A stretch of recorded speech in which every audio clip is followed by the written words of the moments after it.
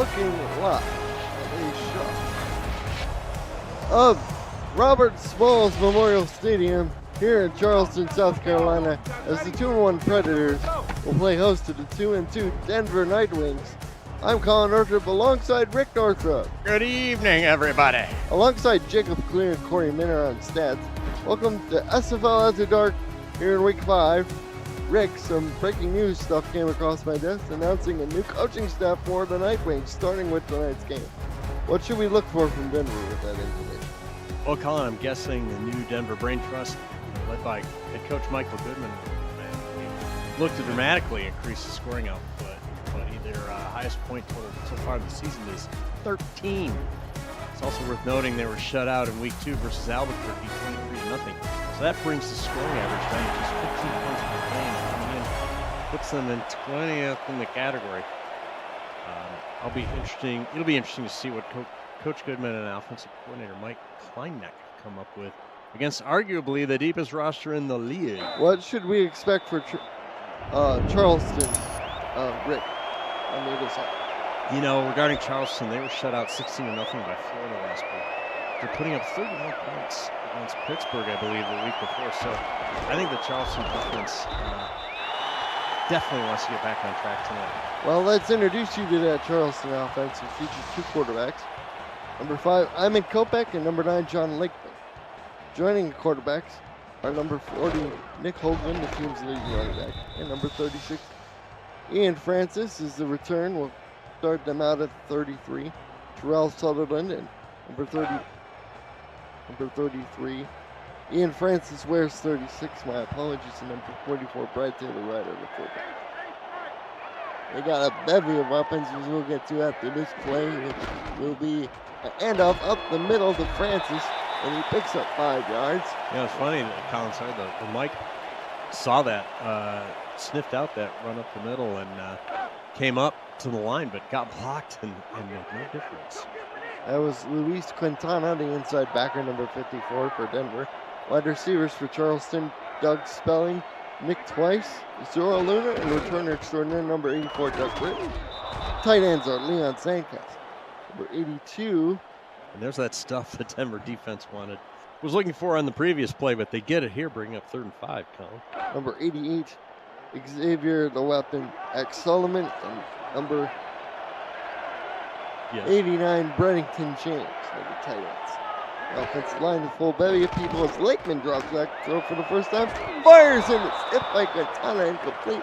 And just like that, we'll get our first appearance of one Monsieur Eric Blueberry. You remember him? He was the emergency quarterback in the playoff game a couple of years ago. Exactly, and that's a nice start for Denver.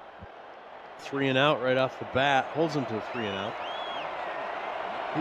Blueberry does the punting duties. Brad Burchett is the kicker, number 6.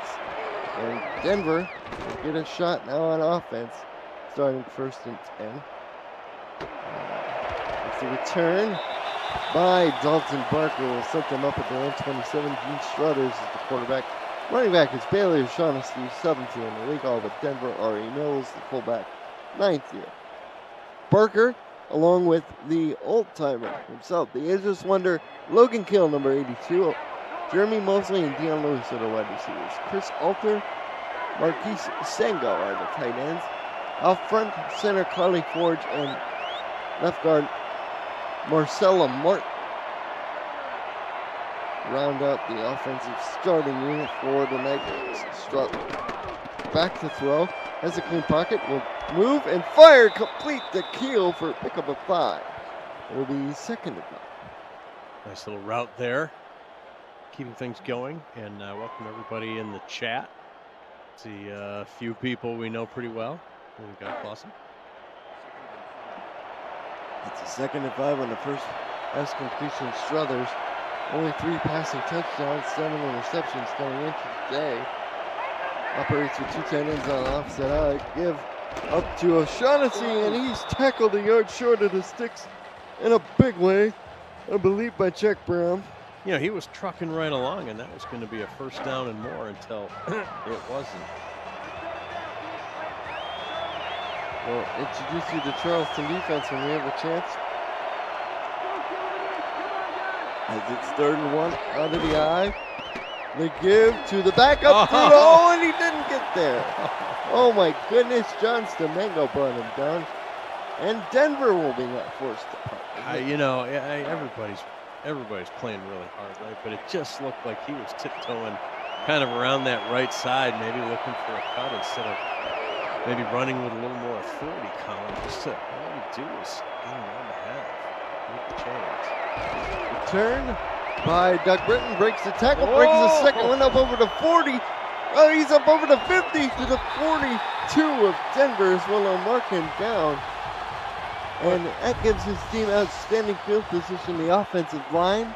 Watch this. They had him dead to rights, did Denver, a couple of times. Right there, one. Okay. Two. 3, I missed you. And then finally, 34 tracks him down. We almost had our breakaway play the game right there. I say almost. Almost. So close. Missed it by that much. Oh, and there's our first cultural reference. DeBrickenshaw Mullinex is one of the tackles, number 60 along with number 72 Parent Ibar. Number 63 and 66 are Leroy and James Finley at guard. Rookie center anchoring the entire line. Ready for this is Jamarcus Lamarcus the 17th. Going all the way back to serving in the corner, King of the Britons, Sir Arthur. Let's pick up a 1 on the previous play. Second culture. Throw on the middle, it's picked off. Parker Thomas has it. The former Arizona Scorpion returns it up to the Denver 34-yard line. And the Nightwings showing some feisty fight here early as the home crowd can't believe it. Yeah, a 3 and out and then a pick right there after they special teams gave up that long return. You know, we're talking about King Arthur. I call him Sir Arthur, but King Arthur, right? So, you know, the people today aren't named Lance very often, but back during King Arthur's time, people were named Lance a lot. Draw play up the middle. O'Shaughnessy breaks one tackle. Almost broke a second one, but picked up 7 in the process. The Charleston defense up front, they have Darian Darshington, number 77, the defensive end. He's joined by Dan Dash, number 99. They have 3 defensive tackles. Anthony Ellison, number 69. John Levels, number 91, and number 94, Corey Stead. Number 42, the Hall of Famer and 15th season veteran Jack Brown enters the middle of the linebacker core. He's joined by number 54, Ben Bowman, and number 58, Khalil Fox. Don't look out. Denver picks up a first down there, Colin. The secondary features corners J.W. Harshorn, Brandon Ewing, Leo Morris, and Ryan Cook. Safeties Matt Ryan and Sam Blockner, plus number 21 Jacob Clay and number 28 John Stamengo. That is the entire lineup right here. Took a little bit of time, but we got there as O'Shaughnessy stuck for no gain by Bowman.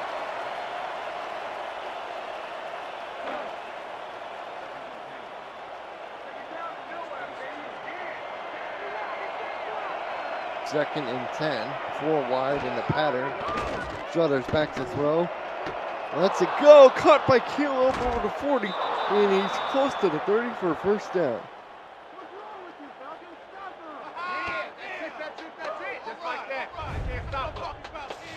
And the bench is fired up about that one, Rick, as again they go to the veteran Keel for 23 there. I mean, they got a nifty little drive going here. Moving the sticks, mixing it up a little bit, both in patterns and play calling.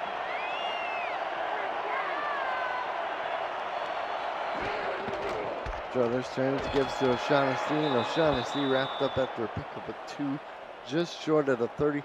Check out these uniforms by the Predators with the blue and white and red stripes. Yeah. Red helmets, very cool. Bumblebee stripe on the shoulder pads there. Got an I formation, 2 receivers to the top of the screen now.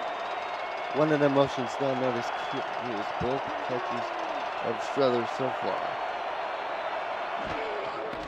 Turn give to the backup, and he moved forward. They're going to give him a yard, but Jack Brown cleaned up the mess fairly quickly. Well, Charleston gets him in a 3rd and long situation. advantage defense. But barring some TFL, looks like Denver will be maybe just on the edge of field goal range. I'm not sure. Let's see what the co-offensive coordinator Jacob Clear along with Anthony. See what the defensive coordinator Matt Ryan has dialed for the Charleston defense on 3rd down. Struthers fires. It's caught by Mosley for the first down. And right away, the Nightwings have 1st and goal. They went, the D showed rushing 3, but they actually brought 4, trying to cross up the blocking scheme, the protection scheme. But Denver was not fooled. 1st and goal from just inside the 10-yard line. Brothers single back behind him is Shaughnessy. Mosley and Keel are to the bottom, and then the 2 tight ends one on either side.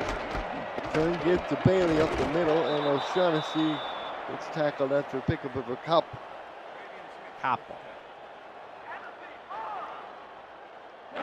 So now at point favorite home are the Predators under 34.5. We forgot to remind everybody that Whitney was in town, as well as Denver. The service dog can be watched. Ari Mills, the fullback, gets a carry on 2nd and goal, but he doesn't get very far, maybe a yard or 2, setting up 3rd and goal. Coach Goodman so far must be liking what he sees down on the field. Yeah, they got some things working here, and Charleston clearly going to need to make some adjustments here. Offset I, 3 wide, 2 to the bottom, 1 to the top of your picture. Struthers back to throw. Fires to the end zone, touchdown. He got knocked on his backside, but Logan Keel held on for the score, and the Nightwings are in front. Well, that's just a great play, and Charleston really couldn't mount any kind of a pass rush. Gave him lots of time to see some plays, some patterns develop, and some alternate routes. Boom. So with 2:51 to go in the first, surprising first score belongs to the Nightwings. Extra point pending. This is Jordan Bradshaw, the kicker. One of many Jacksonville Kings to come over to the Mile High City, as it's a 10-play, 66-yard drive. Making 4 minutes and 14 seconds off the clock as Logan Keel finds his way in the end zone. Exactly. That was a nice drive. And let's see, Charleston is going to need to answer if they cannot manufacture some points on this next possession. It's going to put a little pressure on Charleston, of all things, coming into the game, as you said, 7.5 favorites. They were shut out a week ago. They should get good field position, and they will, as Pittman turns it up to the 34, the former San Diego Maverick. Sets his team up in good starting field position. Look at him move effortlessly down the field to set his team up.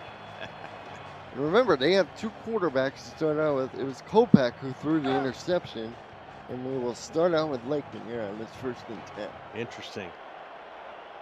We haven't called the Charleston game this year yet, Colin. And one of the things we were talking about pregame in our prep is to see the 2 QB system firsthand.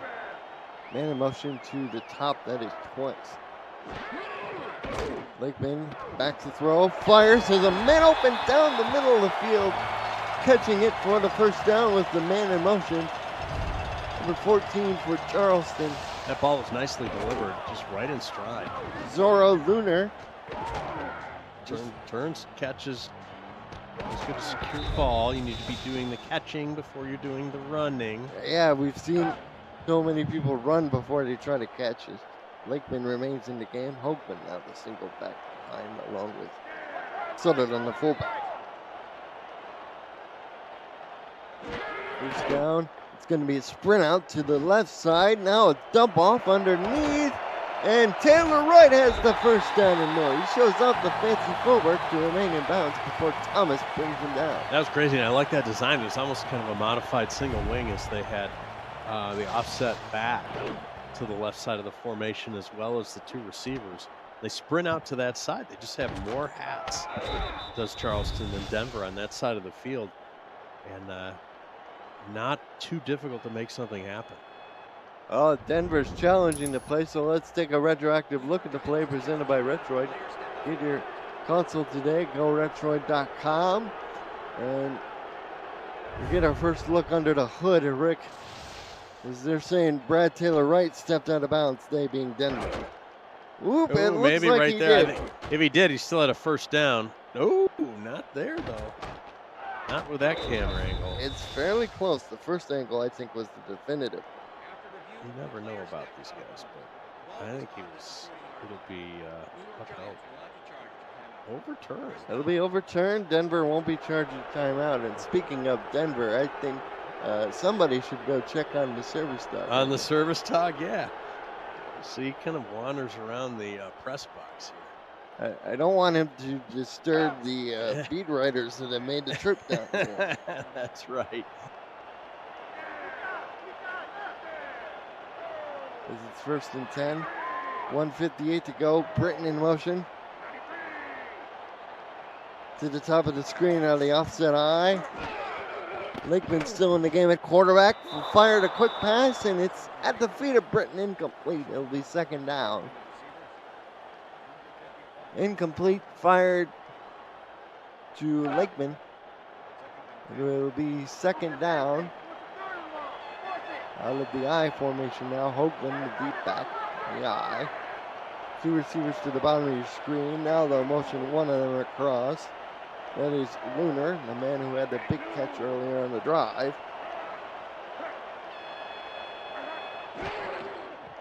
Lakeman's back to throw. Has to bail out of the pocket. Fires, complete, but it'll be for only a yard gain. Let's go Falcons, let's get that first.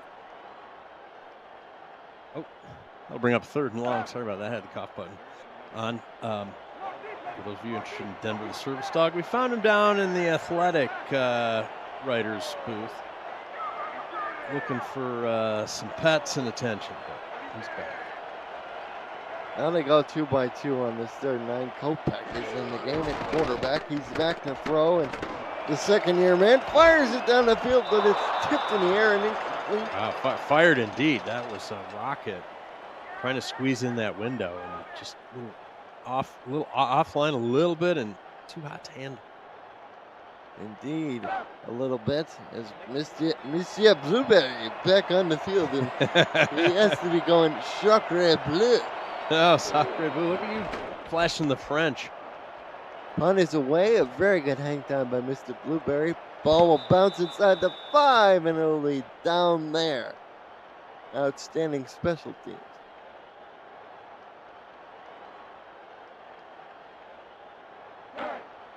This will be down at the 4. Monsieur Blueberry, distantly related to Veruca Salt.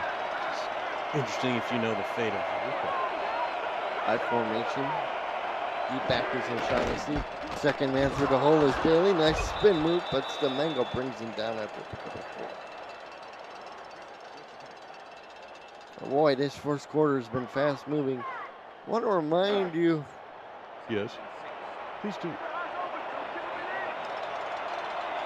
We'll get to that in a second. We got 2nd. I and lost 6. my train of thought. It's 2nd and 6. They go 2nd man through the hole. They got the backups both in, and this time the backup tailback, 11th. 3rd and manageable while you recover your train of thought. Oh, talented one. We have a 3rd and 3, offset eye. Denver trying to get out of their own end. It gives O'Shaughnessy up the middle, and they give it forward progress despite the wicked hit by Stemengo. That'll net a Nightwing first down. Wow, by the skin of their teeth. And now Charleston's challenging the spot. Coach. Not so fast, my friend. Owner and offensive coordinator Jacob Clear is very upset, so let's take a retroactive look at the play presented by Retroid. Yes. Get your SFL console to play. Get your console to play the SFL on the go at goretroid.com. I expect a note will be made in my file this week by Dags or Cam. As the spot looked like forward progress. Enough got it. I'm not making a call this time. A loser last time. It's overturned. The Predators will not be charged with timeouts. So far, both teams 1 for 1. Yeah, wow. Exactly. And it'll be 4th and inches, and then this is the right call, even though you're backed up deep in your own end.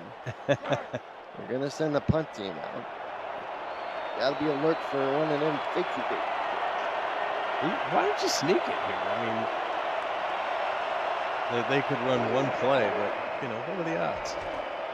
Punt is away. Good hang time as we end the quarter in this play as Doug Britton gets it up over the 50. No, the ball will be marked at the 50. Well, and that's why you punted it.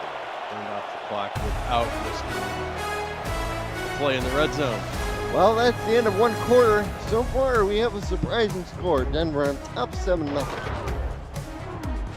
Indeed. Denver's been looking good. Let's see what Charleston can do here in the second quarter. By the way, the Rick Meter staff, armed with their NASA-issued slide rules, thanks to their being hosted by NASA at Houston Space Center during the convention. Yes, they're coming out with great. advantage. Wait for it, Denver. Ooh, advantage Denver. Rick Meter feeling pretty perky tonight. All right, up front for Denver on defense. We haven't gone through these guys yet. Gerald Cumbest is their leading sacker, number 77. Joe Reynosa is the other defensive end. Logan Gardner, Brenda Puff, and Joseph Saboka are the defensive tackles. Luis Quintana, we call his name a lot. John Martin and Stefan Forge are the outside backers. Luke Schreiner, number 29, is one corner. Parker Thomas, who had the interception earlier, is the other. Lucas DeVore and Jeff Malinishin, who has 9 picks, tied for first in the league, is the strong safety.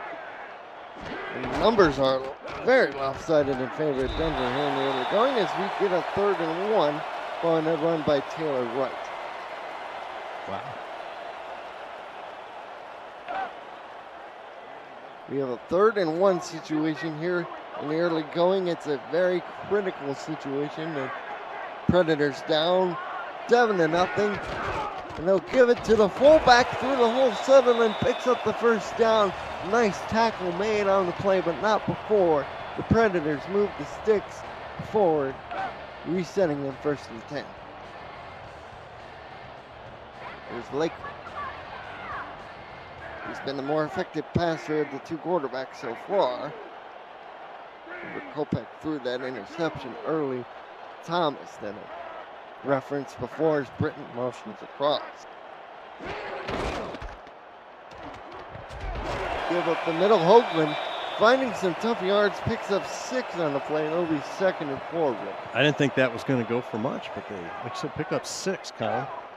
Excuse me. Positive plays on 1st down. You can get 5 or more yards, that's preferable. Exactly. Here's the give to Oh, Francis. look He at spins that! off the pile, and Ian Francis has himself a 1st down. He didn't lighten up the load when he got hit in the hole, Rick. And he flies through there like a McCaffrey, bro. That was crazy. 1st and 10. And Charleston, for the first time all game, Rick, has some serious mojo going. Here's a handoff to Hoagland, I believe. He only picked up 1. It'll be 2nd and 9. Coach is nervous, Coach Goodman. On the sidelines, it's a 2nd and 9 situation. And number 9 for the Predators. The saddles up under center, takes a view of the situation. Will dump it out to Hoagland, who is very familiar catching the ball out of the backfield to set up a 3rd and 4 to pick up a 5 there. And on this critical 3rd down, they send Kopech back out there. They break out the shotgun for the first time on 3rd and 4. We approach under 7 minutes to go. Here they give on the draw. It doesn't do anything. Martin brought him down in the middle, but Brad Bridgett will be on for the field goal attempt. Pardon me, Colin, but did you say 7 minutes to go? Oh my gosh. Here's Bridgett. Leaks it back inside. And we now have a 4-point game. 9 plays. Go ahead. Sorry. 33 yards, the scoring drive, and net 3 points. Well, that was what we had talked about, what I talked about anyway, that Charleston was going to need to at least manufacture some points out of that, given how well Denver's offense has been doing. Don't want to let it get to a potential 2-score deficit. Very interesting facts here. This is the 6th meeting between these two teams. Denver actually leads, but the road team has won the last 3 games in the series. The last 2 have been decided by a combined total of 5 points. Oh, wow, that's crazy. Thanks to Jacob Clear and Corey Menor, who's keeping the stats updated for us. Thank you so much. O'Shaughnessy spins up the middle. He's been busy carrying the football. That is already his 9th carry. He's up to 25 yards. We have the 2nd and 7. Situation. Here's the give to Levens, the backup, and he's stopped for no gain. Wow. Well, 3rd and 8. Here we go. Let's go. Khalil Thomas on the stop. And for the Night Wings, they've been 2 for 4 on 3rd down. This is a bit longer. 3rd and 8, they go 2 by 2. 1 receiver each side. Definitely a long putt for the Night Wings. They go trips to the bottom screen side. Go that way, and it's incomplete. Yeah, it looked like the receiver was being interfered with, shall we say, before the ball reached, but no flag, no hankies. 4th and 8. And now Charleston maybe licking their chops a little bit here, Colin. Indeed they will. They should get really good field position out of this, especially with Britton back there returning kicks. Zimmerman bearing down on Doug, and he only gets up to the 48-yard line. Yeah, Britton's had some pretty good returns so far this evening. Charleston only 1 for 4 on 3rd down. They gained 69 yards in the opening quarter. Denver 86, according to the latest. Sprint out to the right. Come on. High formation, 2 receivers to the bottom. Lakeman back to throw, and John Lakeman fires down the middle of the field, caught by Doug Spelling, rather, the 2nd Doug on this team. And the bench loves that one, including Mr. Blueberry right there. Monsieur Blueberry. Exactly. Lakeman, who's actually, he did throw that interception to Thomas earlier, and not Kopak. My apologies. Oh, yeah. Issue correction there. To the record, as it's 1st and 10, approaching 5 minutes to go. We got a 7-3 ball game, sort of unexpectedly nip and tuck. If you were to look at this game on paper, that's why they're playing in the field. As Lakeman will have to dump this off to Hokeman. Made one nice move, but unable to shed the 2nd tackle on the 10th. But he picked up 6 yards with the 2nd and 4. Yeah, gets 6 more, 2nd and short. Yeah, that was that appeared to be the safety valve. I don't know that was the sort of that in the old game. There was sort of a delayed, looked like a safety valve play, but that was always the number 1 receiver. Francis makes it a 3rd and 3 situation. Francis is not lightening up. Oh, that's another cultural reference. He's got 15 yards on 4 carries, even distribution throughout. Everybody has at least 1 toe to the rock. It's 3rd and 3. Charleston's 1 for 4. They will move Xavier Solomon down to the bottom, and Solomon right to the right with the ball, and he didn't get there. You know, the ILB was, or the mic, whatever you want to call him, was right over the nose guard, and I think that got the blocking scheme just confused just enough to allow the end, or whoever it was that came up and made that stop. That was Stephon Forge, the outside linebacker, left outside linebacker. Brett Jett's kick is good. Oh, boy. They've been real dangerously there. Looked like it was leaking on him. It's like a tee shot I had last week. That was all right. Oh, it had room. Yeah. It's just our vantage point made it Yeah. look closer than it actually Exactly. was. Exactly. Oh, hey. Okay there. Well, that's why they have top buttons. Yeah, I started this tee shot, Colin, off. I was going to go off to the right, and I normally hit a draw off the tee, and it didn't draw. It just stayed right and barely stayed in play. Let's talk the Charleston helmets. I think they're very cool. On one side, they have the primary logo, but on the other side, they have the Charleston symbol completely, or the South Carolina symbol complete with the palmetto tree and state outline. Oh, yeah, cool. Mills takes the dive straight up the middle, but Khalil Thomas says you will only gain 1 yard. you should not pass. What is the speed? Average speed of a speedo. An I formation. Deep back. Second man through the hole is O'Shaughnessy, but he's racked up for a loss. That is Johnston Mango again. We called his name plenty of times this evening, Rick, and just like that, it's third and very long. I know, right? Yeah, interestingly enough, there's a dead bird on our porch this week.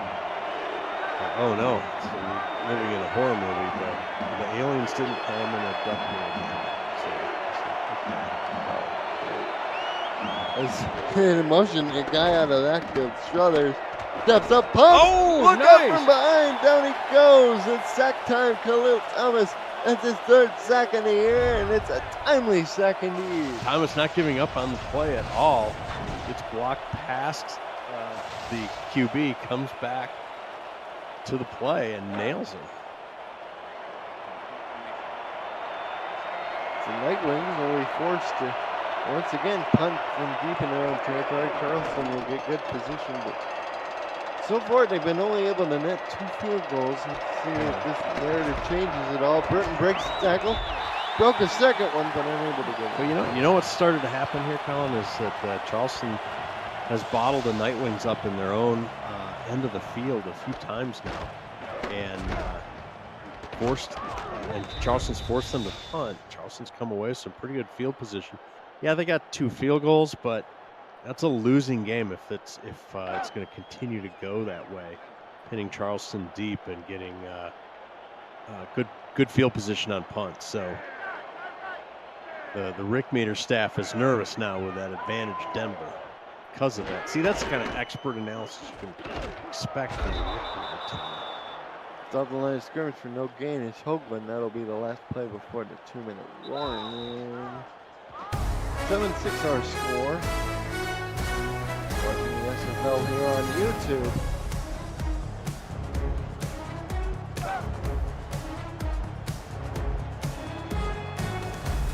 Have Lakeman out in the 1st and 10.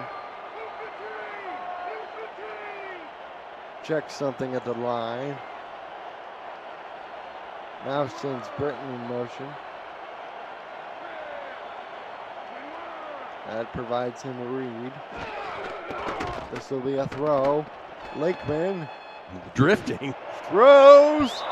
Incomplete. Throws to the 10-yard line paint on the opposite hash. 3rd and 10. Kopech is in. Charleston, stating the obvious, clearly wants to score again and eventually go into the locker room at halftime with a lead. Kopech fires. He got a man open down the field. And there you go. That's Zora Lunar. Will be 1st and goal, and that's why you keep your backup on the bench, is because he can show off the big cannon like that. I know. Yeah, it's 1st and let's go. Second catch of the game for Lunar. That one was a 40 yards. That's crazy. As that play was developing, I'm thinking, how many times are they going to chuck this down deep down the field? Here's the give to Brad Taylor. Right, he's in. Touchdown. A little icky shuffle there. With a little spinning spike. Oh, there's the blimp. There's The Dax DroneWorks blimp is here, everybody. Hey, everybody. Look at that. They Sheds go a tackle. jumbo fullback on the very next play after hitting the big pass. Ends up breaking a tackle and then just sauntering in. Sachets in. Saunters, sachets, whatever you want. Wanders. Extra point is up and good. We have 13-7 on our score. Only took 46 seconds off the clock and ended up only 43 yards. Wow. Thanks in part to their defense getting an outstanding kill. Let's see how Charleston plays defense against this possession by Denver Column, but the Rick Meter staff has got their slide rules working hard right now. Barker gets a nice return deep out of his own end zone, gets it out to the 23. You know, there's enough time and timeouts for Charleston. If they have a couple of good defensive plays, they may start using timeouts because they may think they may have a chance to get the ball back again. Charleston trying to stay above 500. It lost a divisional game last week to Florida, so they're trying to keep pace in that race. Meanwhile, the Nightwings trying to get to their third win of the year. They already lost the divisional game to Albuquerque, who's currently in action versus Fort Worth. So we get a handoff to O'Shaughnessy, picks up 2 Thomas on the tackle. Thinking about a timeout? I guess not. Denver's right there behind Arizona in the division, who's undefeated at 3-0. Everybody thinks Scorpions are a championship caliber team, and it's easy to see why. It's 2nd and 8, 2 timeouts. Ownership's done a good job with that team this few seasons now. O'Shaughnessy again with the carry, setting up a 3rd and 3. So no timeouts. Nightwings appear to be in no hurry. Charleston tied for 2nd with Nashville, although Nashville has yet to play a divisional game. Is that right? That's correct. Bruce gets to Mills on 3rd down. No He doesn't timeout. get there. Come on. And it looks Give like yourself a chance. There's a chance. Even Denver's up here going, what? Denver the service dog. Not Denver the city. Yeah. They'd have used a couple of timeouts. They might have gotten the ball back with maybe 30 seconds. and they're just going to let it expire. And they're behind 13-7 after being up 7-0 and 7-3 and 7-6. Let's take a look at the halftime facts and figures. Rick, your thoughts on that first half? Well, Denver came out like world beaters, and as we talked about, the Predators' defense started to figure it out and was able to bottle up the Nightwings deep in the Nightwings' own territory a few times, and they got themselves in some pretty good field positions out of that. And the Nightwing offense is going to have to stuff up here. Logan Keeley, your player of the first half. Let's take a quick halftime break presented by Breaks GPT. Just pulled a full-size Taylor Swift helmet. Shout out to all our Swifties. Travis Kelce. This is a Giants Lawrence Taylor. Patrick Mahomes. Chad Johnson with the Ocho Cinco. We have a Drew Brees. Is that an O.J. Simpson jersey? An Aaron Rodgers. Oh my goodness. Tom Brady! Tom Brady!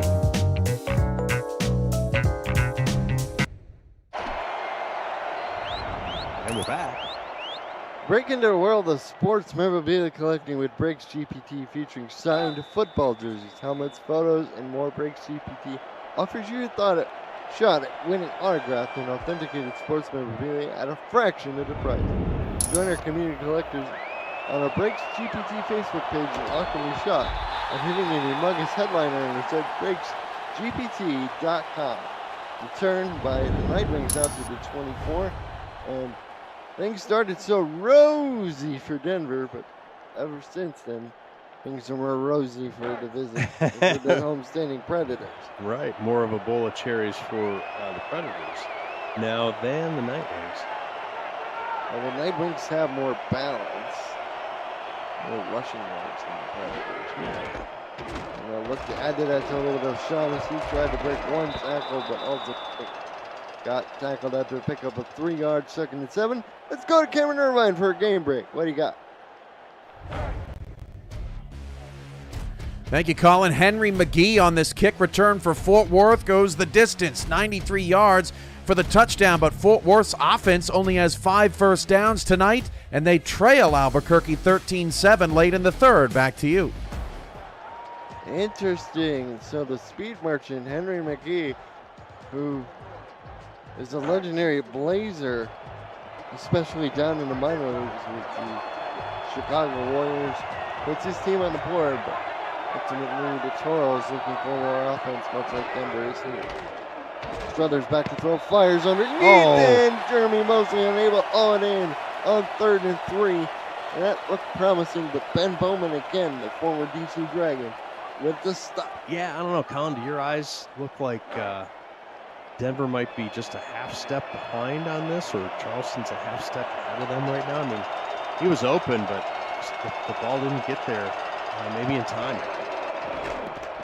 The defender was there at the same time the receiver was, and ultimately the defender won out as the fair catch is called for by Britton at 30. Yeah, but I'm thinking, you know, if he lets that ball fly just a moment sooner, the defender's not there or not close enough to interfere with the catch process. I don't know. Keep an eye on that. Maybe Charleston's got a little bit of juice going on. So Deion Lewis in the chat says he actually has a signed Dan Marino jersey from the break held by our league sponsor, Breaks GPT. We got to meet those guys at a convention, Rick. They're great guys, and I think it's a cool business idea. Yeah, good guys, and check them out. Lakeman goes down in a sack time loss of 4. That's Brenda Puff, and she's bringing the lumber. Wow, Puff the next dragon. Nice, and that's a great and a timely play. Always a good play when you can get a TFL, but when Denver's trying to get themselves back into this game and stop Charleston.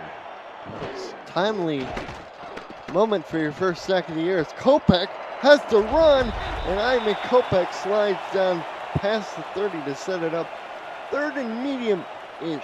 I think that's long. I don't think anything more than 5 is, 8 certainly is a little longish.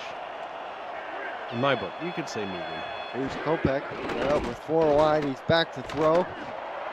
Fires that big gun down the field, and Zora Lunar has it at the 45 of the Nightwings. Made it look easy on that one, and lots of time.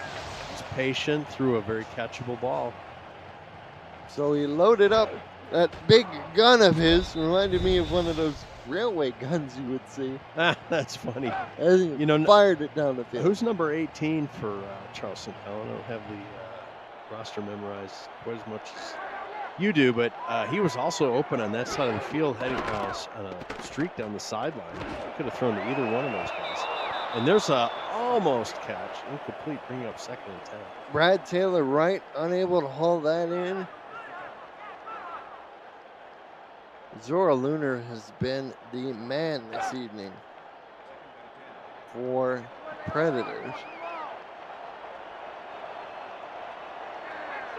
So there's no number 18 on the roster. Maybe it was just your imagination. Just my, running away with me. Denver runs away with their 2nd pick, and this time it's one of the depth players down on the depth chart, but either way, the same result, and the fans, well, they're unhappy, Rick. Well, picking the pigskin there. And Denver's defense showing out here a little bit, handing the ball back to their offense, saying, come on, fellas, show me something. Get off your duff. The offense does have 1 touchdown to its credit, but That was early. That was on the first drive. Aside from that, you're right. They haven't shown much life. Let's see.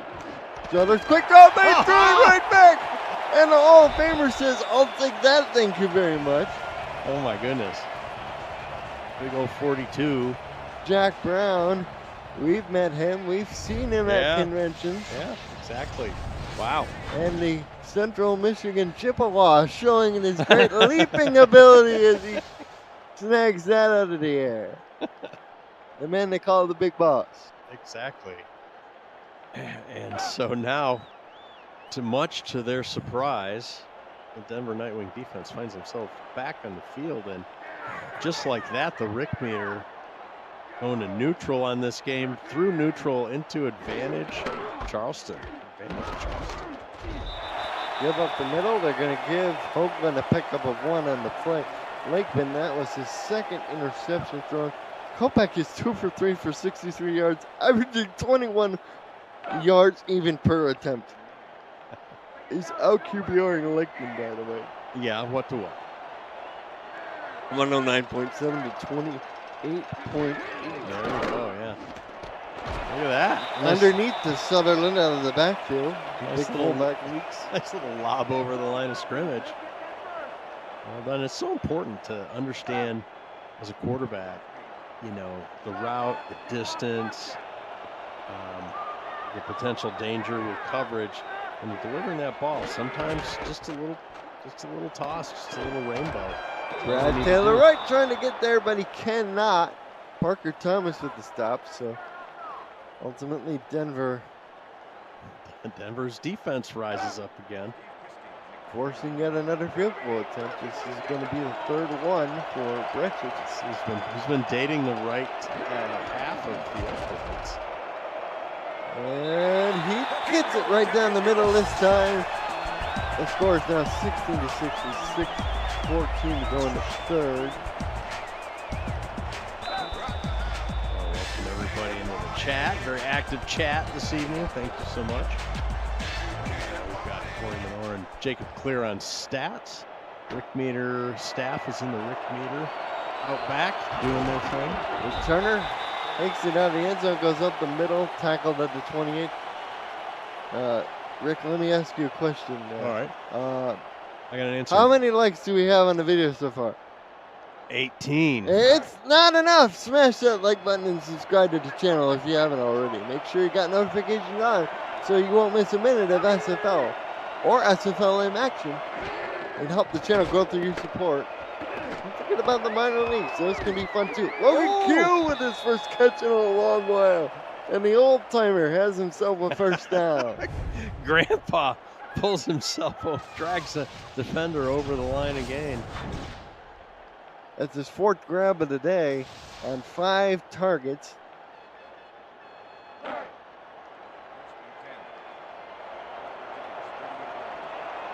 It's first and 10. 2 receivers to the bottom of your picture. Single back is O'Shaughnessy, tight end in motion with Offer. He would split up wide and still go down in a 2-point stance. O'Shaughnessy gets the ball going the other way and picks up 3 yards in 8 seconds. I'll tell you what, the line for Denver, the O-line gets a gap, gets some an alley for him, but the pursuit from Charleston is very impressive.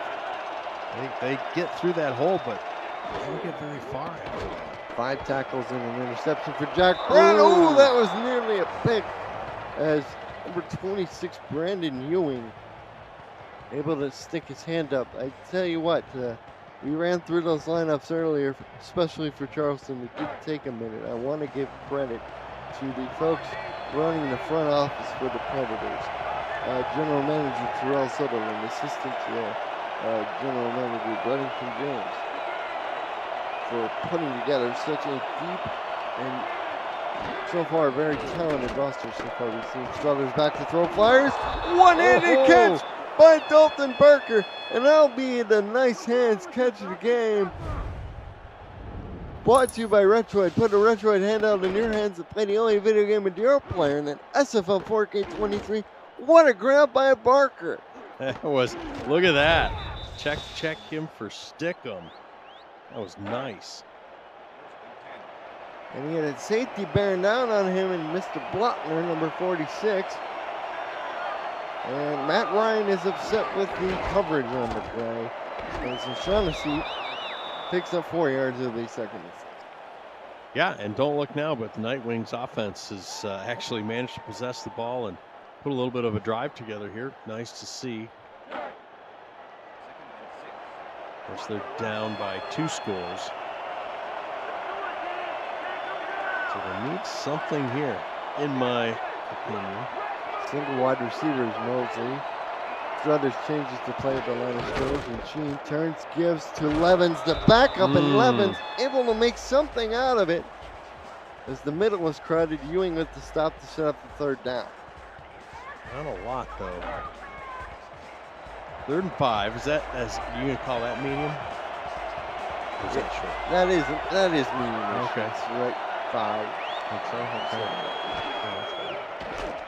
Struthers back to throw. Look Running out. out of time, hit as he threw incomplete. yeah. Oh, Gene, he had He options had him, open yeah. on the field. Didn't but feel the pressure and interfered with the throw.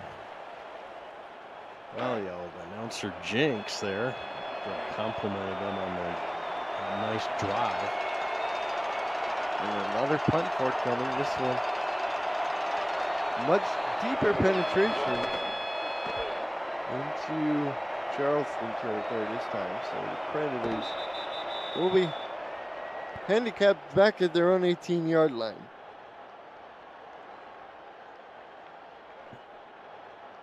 Well, let's see what Charleston has up their sleeve. Obviously, their touchdown and a field goal will allow Denver to take the lead. They'd like to extend the lead to make it at least 2 touchdowns.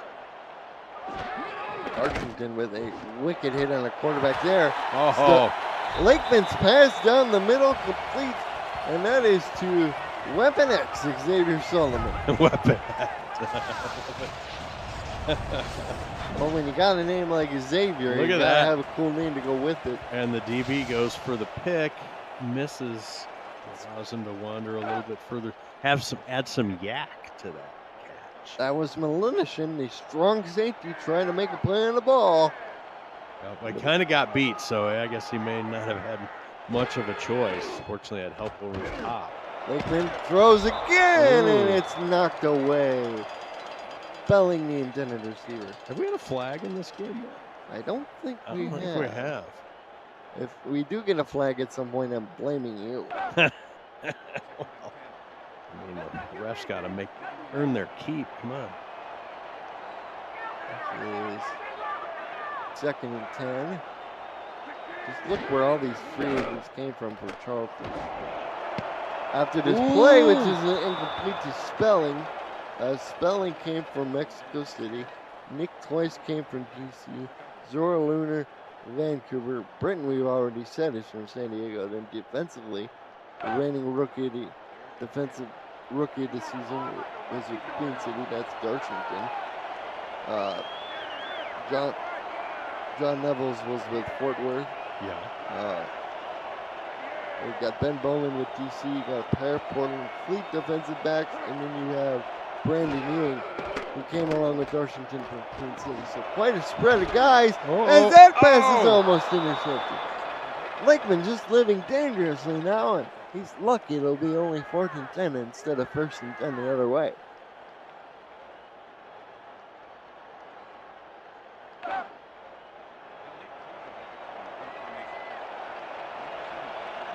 Eric Blueberry back to punt for the first time in a while. He puts his big old boot into this one.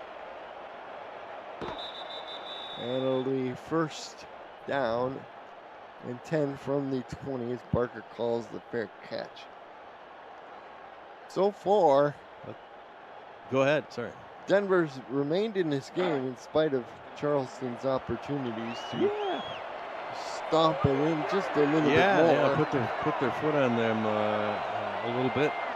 I was just thinking that kind of trading some possessions right here, which is a net benefit to Charleston because they've got the lead, but you know, Denver at some point can generate another drive. You never know. That first drive is that they put in the end zone kind of looking like an anomaly now, isn't it? As Lewis picks up the first down, got some correction. Thanks for Mr. Lakeman in the chat. He said that was Kopech down there throwing the deep pass into double coverage. Get your numbers mixed up there. All right, I guess I did. Thanks for the help as Mills loses 2 yards on the play. Tackle made, I guess who? John Stamengo. Stamengo blew that thing up. He'd seen that in his film study. I guess the old song goes, Stamengo was his name now. Not bingo. It's a throw. It's intercepted. Guess who? Guess For who? the second time tonight, it's Jack Brown. He tipped it in the air, and then he caught it himself. Jackie Brown. Nice. 2 picks for the linebacker. Well done. Manages to get himself in the throwing lanes. That's a high football IQ, if you ask me. Ball is on the Nightwing 31-yard line. Let's see if Charleston can punch it in the end zone. So far, they have had only 1 touchdown. This is the kind of big break Charleston's been waiting for.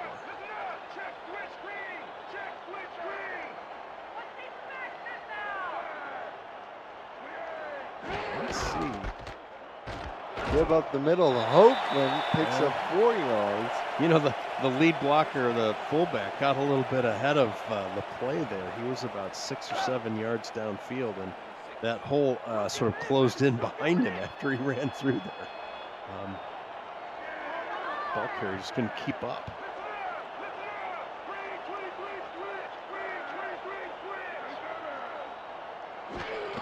Split wide. That's a handoff. So Taylor Wright up the middle, and Brad Taylor Wright had all sorts of running room before Malinishin brings him down, but not before the chains reset. And there they go. They 2 running plays in a row to get a first down. They'll take it. We have the 1st and 10. 65 seconds of counting to go in the quarter. Oakland up the middle, stopped in the line of scrimmage for no gain. Stephon Forge sticks his nose in there and makes the tackle.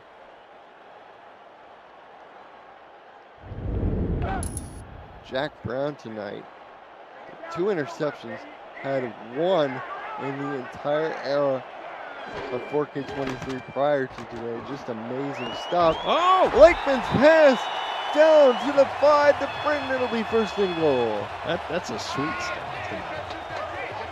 He's having himself a night. I'm going to stick him in the Hall of Fame again. Let me give him 2 jackets. Nothing? That was incredibly funny. Well, got inducted as a player.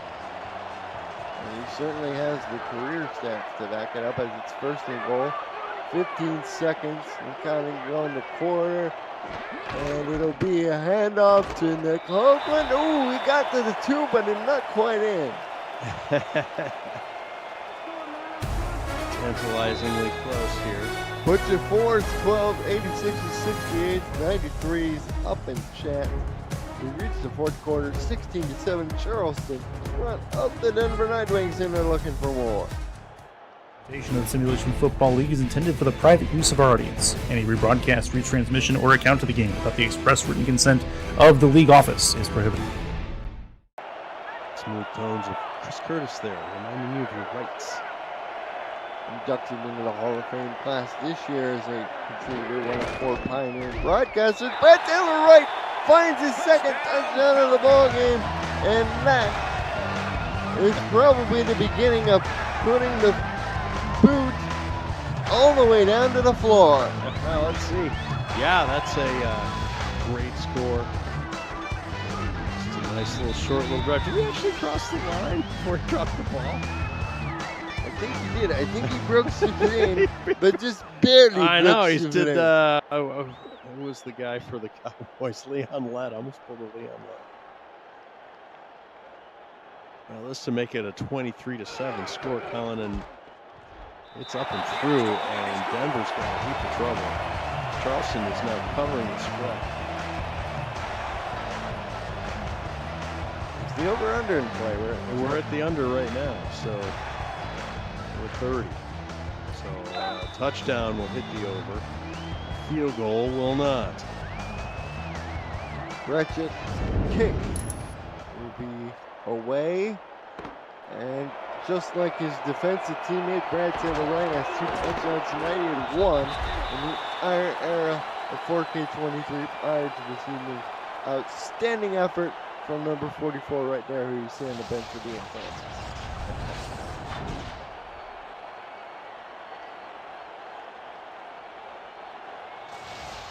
You know, we haven't had the vocabulary word of the evening. You know, we've had so many twists and turns here on the football field. It's been mostly cultural references. We've had a couple of Monty Pythons. We've had Legend of King Arthur. I recommend reading John Updike's version of the Legend of King Arthur. I think I probably read that thing 5 times in my lifetime. A great story, a great version of the Arthurian legend. Arthurian, well, that's almost a vocabulary. Picks up 5. It'll be 2nd and 5. Good first down play. Ewing on the tackle.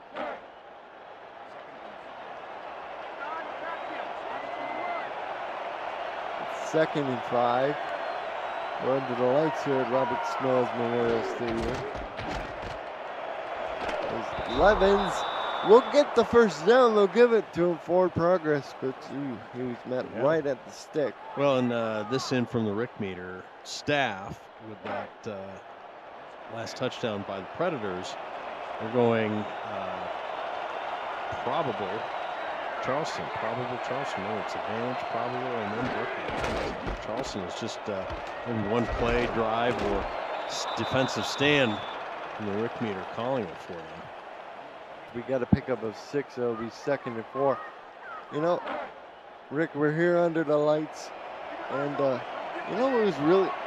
Did you know the first night college football game took place all the way back in 1892? No idea. I just found that out today. There you know. Levens falls over for the first down. Who was playing the Fighting Thomas Edisons against the Tesla Zephyrs or something? There's a good. See, there's a history reference right there. You know, you're alternating current versus your direct current battle. As Struthers goes down for the big sack, and that's number 99 for Charleston. The big fella, that's Dan Dash, the defensive end, collects his first sack of the year, and the fans are happy about that one. Just shed the tackle, and down he went. A nice play. Loss of 6 on the play. It'll be 2nd and 16.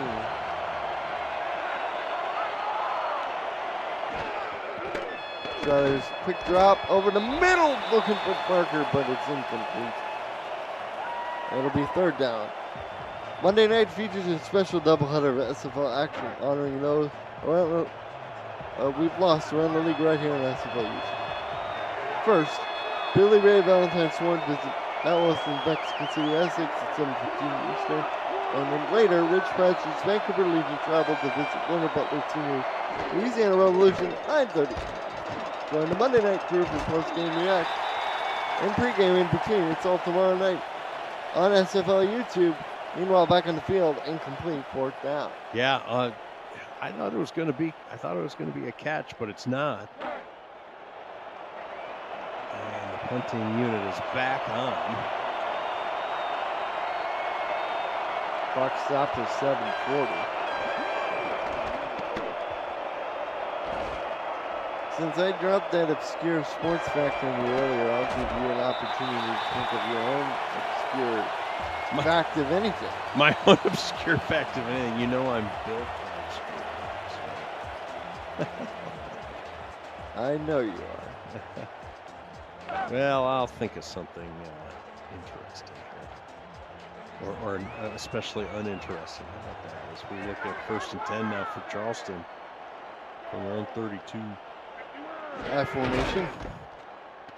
Get through the hole, and Hoagland got held up on his offensive line, but still managed to gain a yard. Luis Quintana, he's been a vacuum cleaner. That's his third tackle there.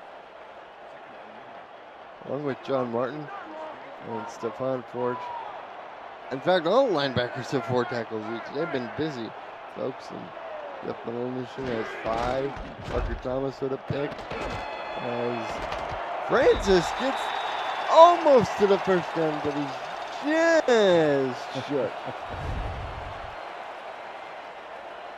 Good little run by Francis there. Setting up a 3rd and less than the chest hair, as our good friend Chris Curtis would say.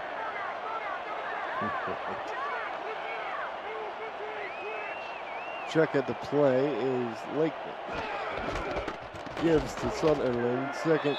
No, that's Taylor Wright. Second man to the hole as they line up with the 2 fullbacks again. We've seen that formation plenty of times, and that's good enough for a first down.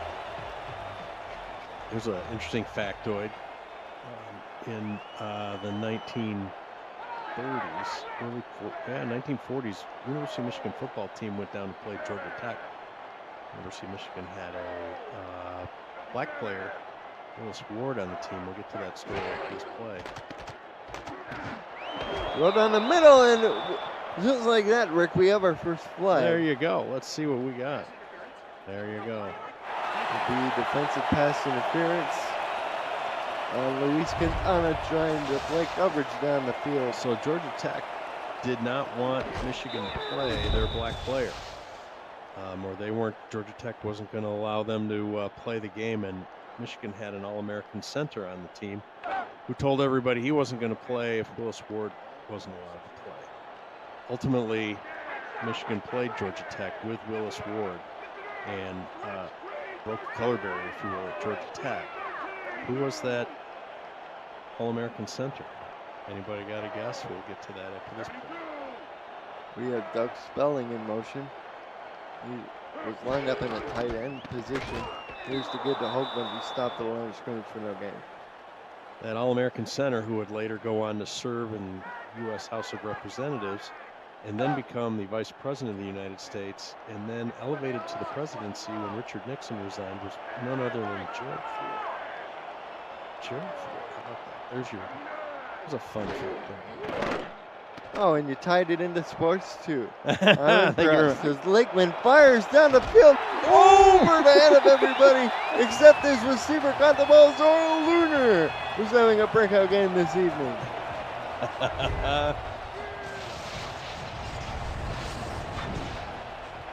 Lakeman fired a rocket shot down the field, and Zoro Lunar hauls in yet another pass. He's up to 110 on 4 grabs. Well, and as they get into the red zone here, Colin, the Rick meter's going, look at Charleston. Calling it for Charleston. And Zoro Lunar, people may not know it before this game. Oh, that was almost a touchdown. To Nick twice, first time he's been targeted all evening. And Jeff Belishin broke on the ball to break it up. Good defensive play there. Stymie that attempt.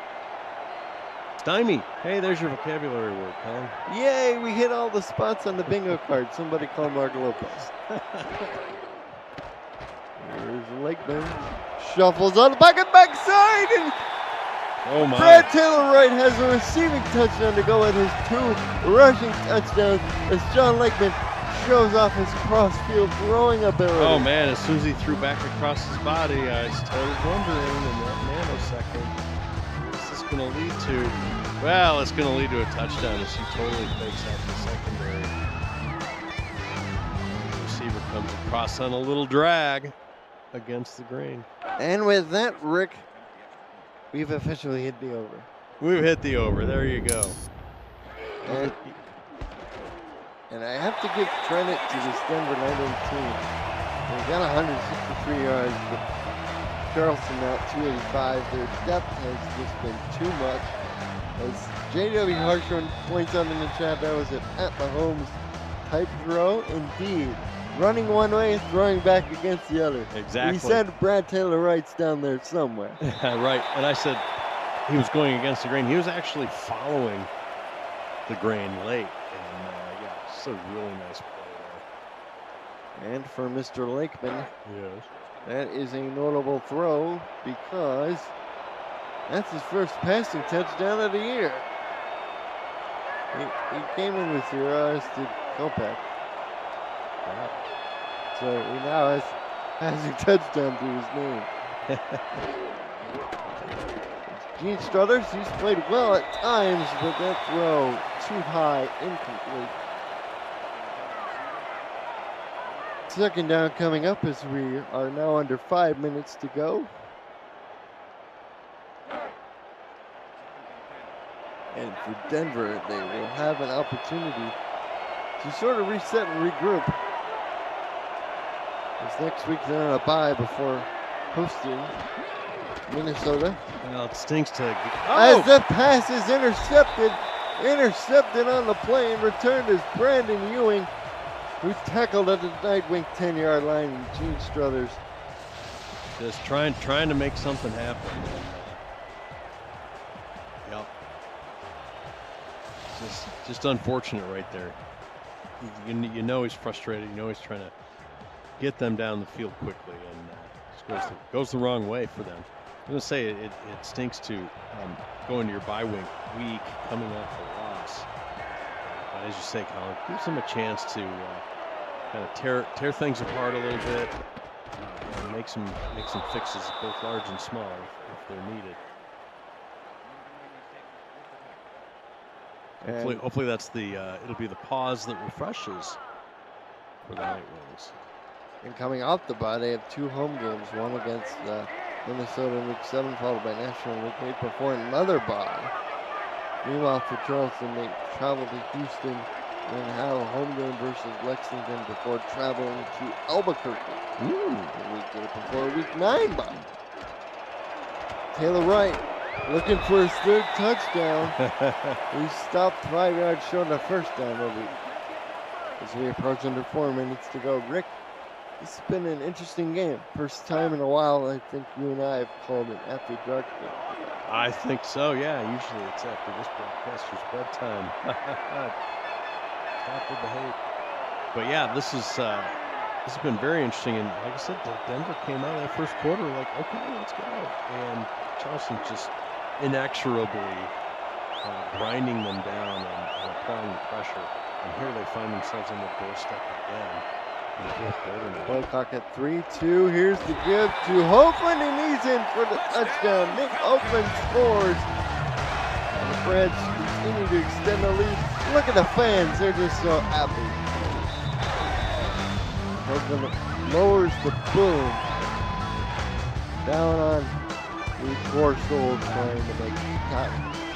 Oakland, he's 6 foot, but he's 230 pounds, 14 pounds, 8th year overall. Bretchet on for the extra point. Good. He's a little, he dates the uprights a little more than I would care for. Although I think my player this week missed a kick.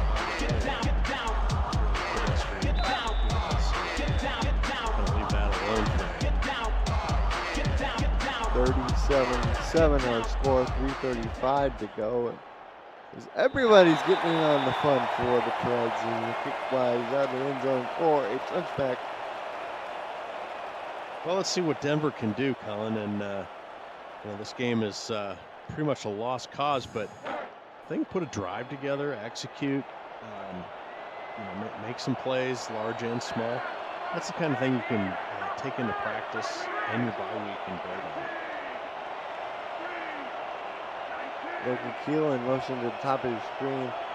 They've had their moments, but they've been unable to sustain it against this overwhelming depth. Oh, no. It's going to be another pick and returned upfield, tackled at about the 5, but there was a flag thrown down around the same time. The defender caught the ball. Yes, they are going to be bailed out by a defensive pass interference call. This time, the guilty party is number 25, J.W. Hartshort. Happens to be the head coach. let's reset that one drive, to rule them all as far as Denver's concerned here to take some momentum into the bye week. We'll reset. And it was defensive pass interference for those of you curious.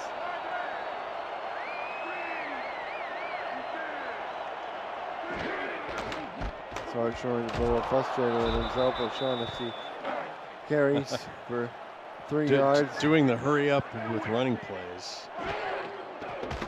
Struthers now throws. He's got him in deep, but it's knocked down. Just a little too much mustard on that pass, and Ewing already has an interception knocked away. We were conversating about that. Now there's a earlier, Colin, that if you're a quarterback, you kind of got to recognize the situation and where the defenders are. That was just a little rainbow that he needed to throw. Let him run underneath it, and he'd still be running. Instead, he lasers it almost into another pit. He lasered that one into the real dangerous area too. Ewing took care of that one. It'll be 4th and 7, pass intended for Mosley. Strutter started the game 4 for 4 with a touchdown to start the game. Since then, he's been 3 of 15 with 3 throws to the other team. Just an unfortunate turnover. That's very much to Struthers. And I think that might speak to Charleston's ability to make some minor adjustments here and there, both in the D-line. Oh, and no. the 4th interception. This one's not being called back, and it's a touchdown on the interception return by J.W. Harshorn. So he makes up for the pass interference by taking the ball away on 4th down pass intended for Logan Field.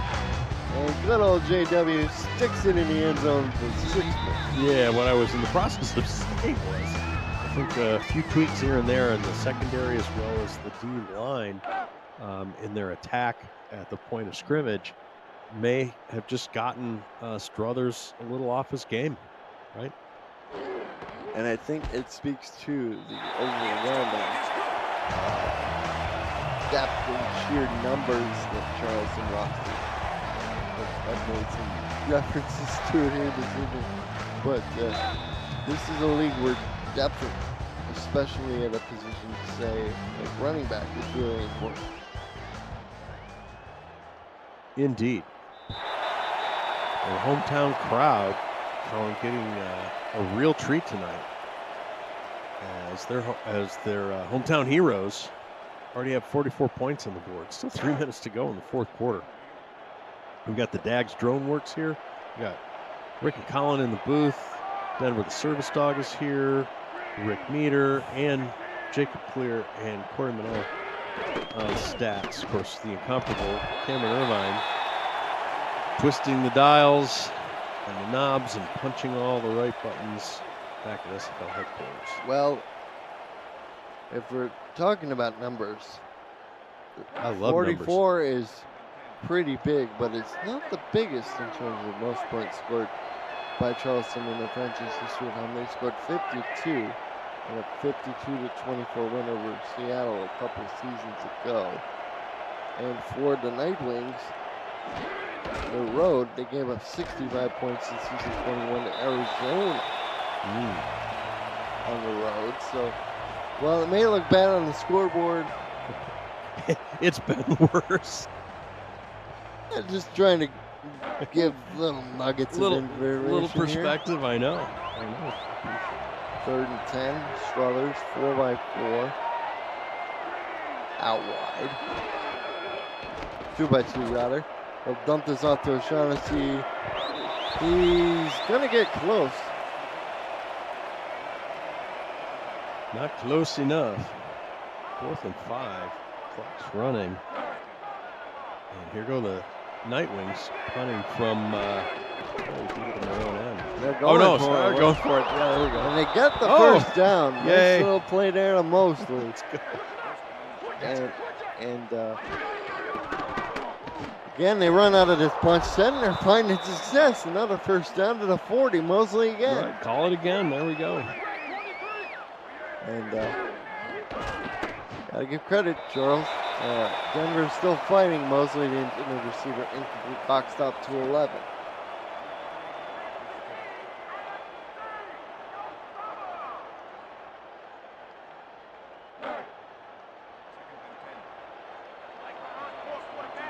You know, the Night Wings have had their moments. You know, the opening drive was nice. They've gotten some turnovers. They've gotten some sacks by folks.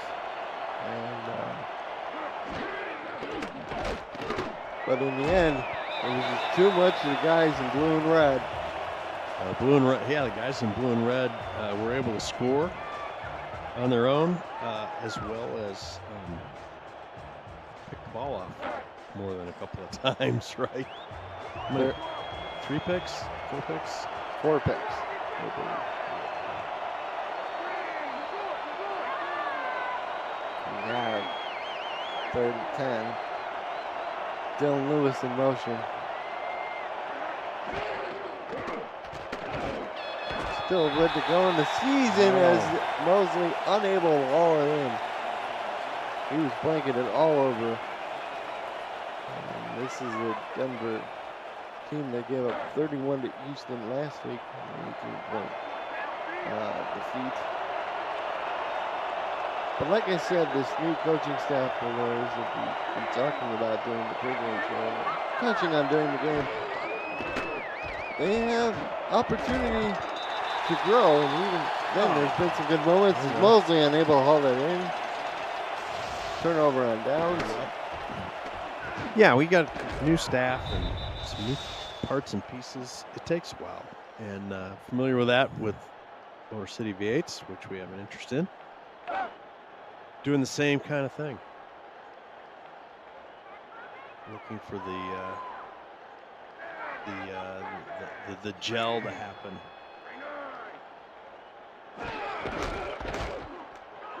Yep, to Hoagland. And he stopped as they're picking the 5. 2nd and 5. And, Denver gets the 2-minute warning to take a breather and regroup here.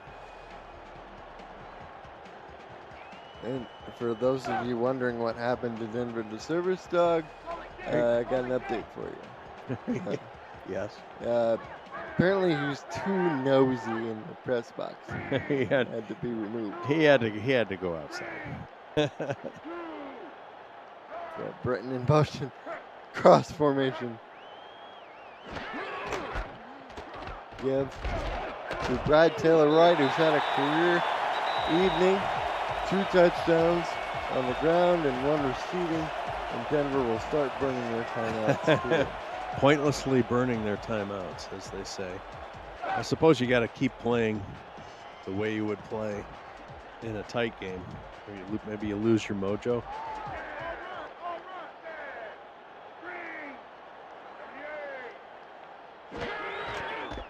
Here's the give to Hoagland. Picks up 3 more yards. That was an excellent sit-down, sir, tackle there. It's got shoved backwards. I haven't seen a ton of big hits tonight, have we, Colin? We've seen a few, but they haven't popped up as frequently as they have been. No epic type hits. Taylor right up the middle, sets up 3rd and 1, last timeout called by Denver. First down here is going to seal the deal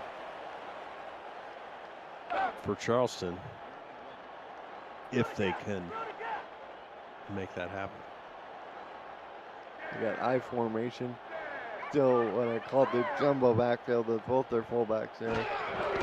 Taylor Wright, 2nd man through, leaps in, has the first down. Denver had the right idea. I think they knew basically what was coming. They just couldn't get there, couldn't make the stop. Fresh set of downs, minute 20 left to go. Is it too early to start thinking of a player of the game?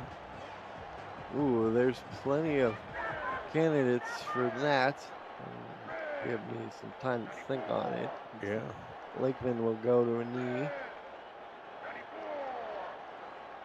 There we go. We'll get one more snap, and that'll do it. So If I recall, somebody ran for 2 touchdowns and caught a touchdown. Mm-hmm. Somebody else had 2 picks from their linebacker spot. Right? Yep. We got one of the 2 QBs. Is a pretty good QBR. I'm in Kopech. Yeah. And but if I had my druthers, I would pick Zora Lunar. 27.5 yards per catch, 4 grabs, over 100 yards.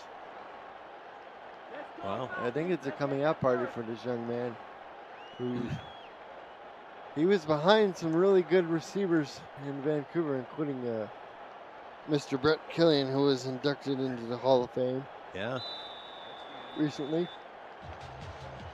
And that's the end of the ball game. Score is 44-7.